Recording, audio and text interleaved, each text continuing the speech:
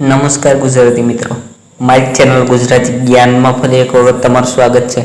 મિત્રો, હું તમને આજે એવા 3 ઝાડ વિશે જણાવીશ જેને તમારે ઘરની આજુબાજુ અથવા તો ઘરની પાછળ લગાડવાથી ખૂબ જ સુગંધ થાય છે।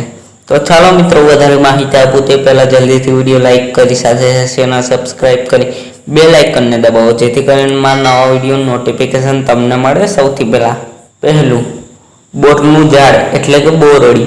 શાસ્ત્રોમાં જણાવ્યા પ્રમાણે બોરડીમાં નકારાત્મક ઉર્જા હોય છે જે આપણા ઘરના વિકાસને રોકે છે। આ વૃક્ષનું ઘરની આસપાસ હોવું એ પણ અપશુકન માનવામાં આવે છે, એટલા માટે આ બધી વાતોનું ધ્યાન રાખવું અને આ વૃક્ષને ઘરની આસપાસ ના વાવવું। બીજું, ખજૂરનું વૃક્ષ।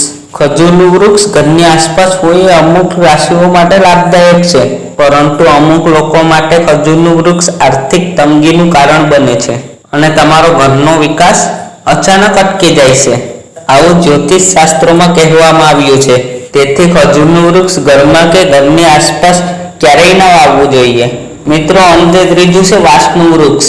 વાંસનું વૃક્ષ ઘરની આસપાસ રોપવાથી ઘરમાં લક્ષ્મીનો પ્રવેશ થતો નથી અને તે ઉપરાંત ઘરની જમણી બાજુમાં વાંસનું વૃક્ષ હોય તો તે વધુ અપશુકન માનવામાં આવે છે।